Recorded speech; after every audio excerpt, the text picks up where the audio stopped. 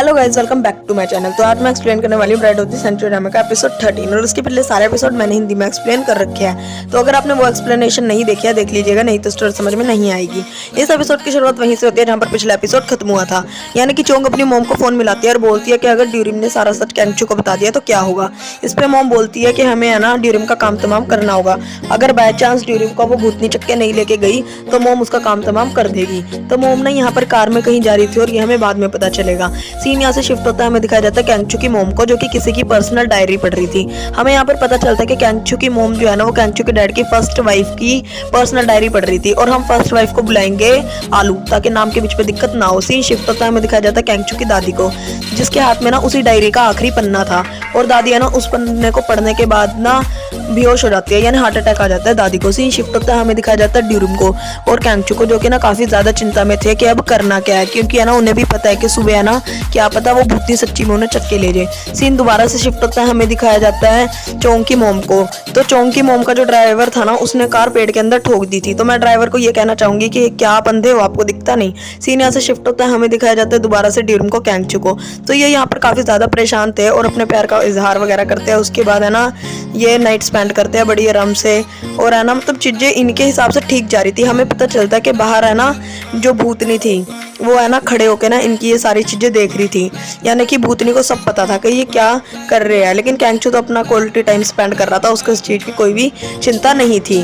तो सीन यहाँ से शिफ्ट होता है, हमें है ना पिछला थोड़ा सा फ्लैशबैक दिखाया जाता है, यानी कि जो हमें पहले एपिसोड में ब्राइड दिखाई गई थी ना जो गायब हो गई थी, उस ब्राइड का एक जूता ड्यूरिम के दादी के पास था। अब ड्यूरिम के दादी के पास कैसे आया वो जूता, ये हमें आगे जाकर पता चलेगा। इस एपिसोड में इसके बारे में कुछ नहीं बताया।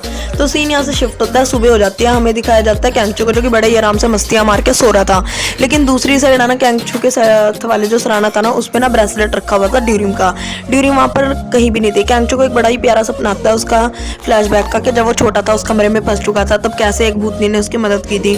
तो कैंगचू वहां पर उठ के देखता है तो ड्यूरिम वहां पर कहीं थी ही नहीं। दूसरी साइड ड्यूरिम जो थी ना वो एक चट्टान पर खड़ी हुई थी और वो है ना उस चट्टान से नीचे की साइड देख रही थी, यानी कि मेरे को नहीं पता वो हिप्नोटाइज थी या क्या थी, लेकिन है ना अगर उसका पैर थोड़ा इधर से उधर भी होता है ना वो ना उस चट्टान के नीचे गिर जाती। तो है ना वो वहीं पर खड़ी हुई थी और है ना सोच रही थी कि है ना क्या हो रहा है, ये उसे खुद को भी नहीं पता था कि ये क्या हो रहा है। तो है ना यहाँ से सीन शिफ्ट होता है, हमें है ना एक छोटा सा फ्लैशबैक दिखाया जाता है ड्यूरिम का।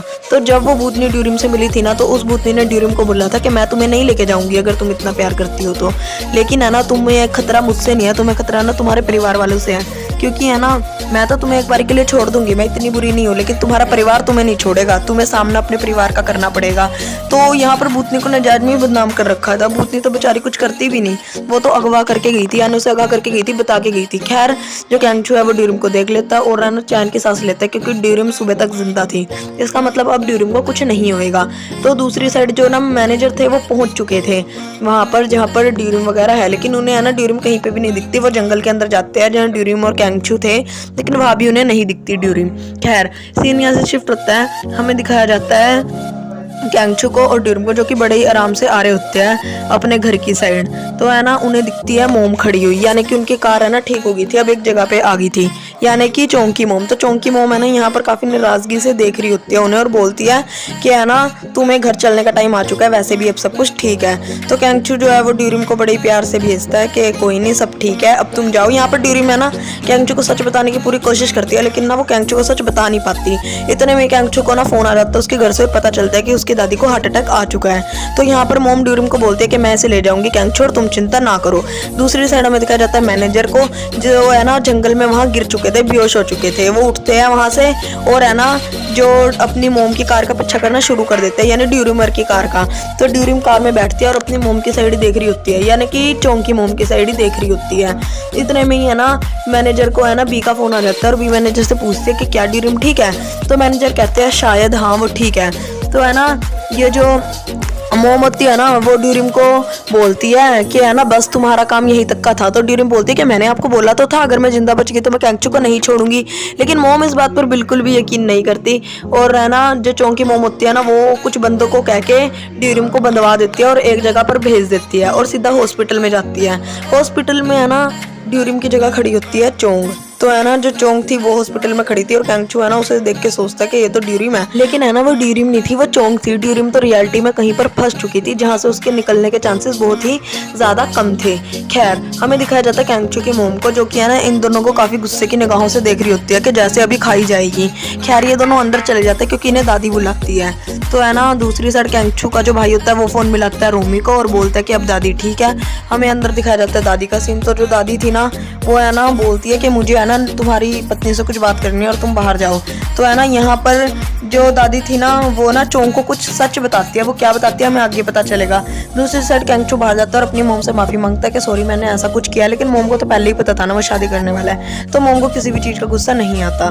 तो है ना मोम कुछ भी जवाब नहीं देती और बोलती है ठीक ही है ना जो तुमने किया है, क्योंकि अब तो चीजें ठीक ही हो रही है। दूसरी साइड हमें दिखाया जाता है बी को। यहाँ पर बी जो है ना एम्प्लॉय को सारा सच बताने वाली थी, लेकिन एम्प्लॉय को सच नहीं बताती, वो बात को टाल देती है कि नहीं कुछ नहीं है और है ना ड्यूरिम सब ठीक है। तो दूसरी साइड हमें दिखाया जाता है रोमी को, जो कि है ना कैंगचू की मोम को सारा सच बता देती है ड्यूरिम के बारे में कि ड्यूरिम एक बिल्कुल ही अलग इंसान है और है ना ड्यूरिम इस टाइम खतरे में है। तो कैंगचू की मोम भी समझ जाती है कि है ना जो चोंग है वो सिर्फ नाटक कर रही है और है ना उनकी ना प्रॉपर्टी के पीछे है। तो है ना दूसरी साइड हमें दिखाया जाता है मोम को और है ना मोम बोलती है कि ना ड्यूरिम को छोड़ना नहीं है, ड्यूरिम को वहीं पर रखना है। शाम का सीन होता है, हमें दिखाया जाता है कैंगचू को और चोंग को। तो कैंगचू है ना घर पर जाता है चोंग के, वहां पर है ना मोम काफी ज्यादा ड्रामा करती है गुस्सा होने का, लेकिन वो गुस्सा थे ही नहीं रियलिटी में। तो वो है ना फूल वगैरह ले लेती है कैंगचू से और है ना ये सारे पार्टी करने के लिए बैठ जाते हैं और कैंगचू भी बेवकूफ है, उसे कुछ पता ही नहीं चलता। खैर हमें दूसरी साइड दिखाया जाता है मैनेजर को। मैनेजर को पता चल चुका था कि ड्यूरिम कहाँ है, तो मैनेजर है ना फटाफट से जाते हैं और उन इंसानों के जाने का इंतजार करते हैं और जैसे ही वो इंसान चले जाते हैं और फटाफट से जाते हैं ड्यूरिम के पास, उसको है ना छुड़वाते हैं। तो ड्यूरिम के पैर में चोट लगी थी, तो वो है ना अपना जो टाई थी वो ड्यूरिम के पैर में बांधते हैं और है ना उसे लेके जाने के लिए जैसे ही खड़े होते हैं वो गुंडे वहां पर दोबारा से आ जाते हैं और वो मैनेजर को इतना ज्यादा पीटते हैं, मैनेजर का पीट पीट के भड़ता बना देते हैं वो। तो है ना मैनेजर भी बेचारे सोच रहे थे कि आज तो मैं गलत फंस गया, प्यार के चक्कर में मरना भी पड़ेगा क्या। खैर सीन यहाँ से शिफ्ट होता है, हमें दिखाया जाता है मोम को, जो कि है ना दारू पी रही थी और है ना चोंग भी दारू पी रही थी और कैंगचू भी। मेरे को समझ नहीं आ रहा कि कैंगचू किस चीज की खुशियां मना रहा था। यहाँ पर उसकी खुशी दांव पर थी, लेकिन उसे कुछ पता ही नहीं था और इस बेवकूफ इंसान को पता चलेगा कब। खैर ये काफी ज्यादा खुश था, इसके लिए तो सब कुछ ठीक है और है ना इसकी जिंदगी इसके साथ ही है। खैर दूसरी साइड मैनेजर को है ना काफी ज्यादा चोट आ जाती है इस लड़ाई में और ये बात है ना फोन करके बताते हैं वहां पर कुछ गुंडे मोम को, यानी कि चोंग की मोम को। तो चोंग की मोम वहां से फटाफट से निकल जाती है मैनेजर से मिलने के लिए, क्योंकि मैनेजर की तबीयत कुछ ज्यादा ही खराब हो गई थी, क्योंकि कुछ ज्यादा ही पीट दिया था उन्होंने। तो वो वहां पर जैसे ही जाते हैं वो देखते हैं कि ड्यूरिम बैठी हुई थी और है ना उसके हाथ में टाई थी और काफी ज्यादा उसकी रोने जैसी शक्ल हो रखी थी। और जैसे ही मोम वहां जाती है मुड़ के देखती है तो वहां पर होती है कैंगचू की मोम। तो कैंगचू की मोम ना यहाँ पर है ना ड्यूरिम की जो चोंग की मोम है ना उसे ना सीधा सीधा धमकी देते हैं कि ना अगर तुमने सच नहीं बताया ना कैंगचू को इस बारे में तो मैं बता दूंगी। तो कैंगचू की जो मोम होती है ना वो यहाँ पर एक डेमो दिखाने के लिए फोन मिलाती है कैंगचू को और बोलती है कि मेरी जरा चोंग से बात करवाना। तो कैंगचू है ना चोंग को फोन देता है और है ना मोम ना चोंग से कुछ थोड़ी सी बातें करके फोन काट देती है और बोलती है कि सामने तो ड्यूरिम बैठी है ना, यानी चोंग बैठी है सामने, तो ये कॉल पे मेरे से बात कौन कर रहा है। तो यहाँ पर है ना हमें थोड़ा सा फ्लैशबैक दिखाया जाता है जहाँ पर दादी ने है ना मोम को क्या बताया था, यानी कि चोंग को क्या बताया था। तो यहाँ पर दादी ने बताया था कि जो आलू थी ना वो शादी के काफी टाइम बाद भी मरी नहीं थी, यानी आलू काफी ज्यादा खुश थी, लेकिन क्योंकि वो गरीब फैमिली से बिलोंग करती थी तो जो दादी थी ना वो आलू को नहीं अपना पा रही थी, क्योंकि दादी चाहती थी कि जो कैंगचू की मोम है ना वो बने कैंगचू के डैडी की वाइफ।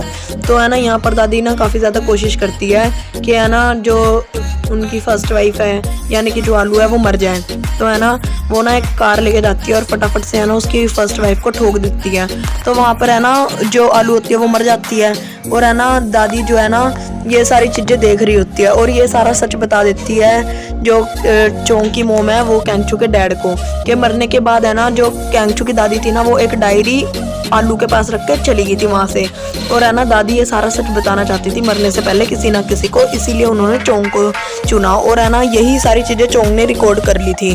तो जैसे ही ये बात कैंगचू की मोम को पता चलती है, कैंगचू की मोम की शक्ल रोने जैसी हो जाती है और जैसे को तैसा हो जाता है। यहाँ पर चोंग की मोम ने भी कैंगचू की मोम को है ना ब्लैकमेल करना शुरू कर दिया था कि अगर तुमने कैंगचू को सच बताया ड्यूरिम का तो मैं भी सारा सच बता दूंगी कैंगचू के डैड को कि है ना उनके मोम ने ही उनके पहले प्यार को मारा है। तो है ना अगला एपिसोड देखना काफी ज्यादा इंटरेस्टिंग होगा। मैं जल्दी से जल्दी एक्सप्लेन कर दूंगी। और है ना, इस एपिसोड में एक बात तो क्लियर हो चुकी है कि भूतनी किसी को नहीं मारती, लोग एक दूसरे को मारते हैं, जैसे कि कैंगचू की दादी ने मारा था कैंगचू के डैड की फर्स्ट वाइफ को, यानी कि आलू को। तो आप मेरे चैनल को लाइक एंड सब्सक्राइब कर दीजिएगा और देखना ना भूलिएगा मेरी अगली videos. Okay, tata bye bye.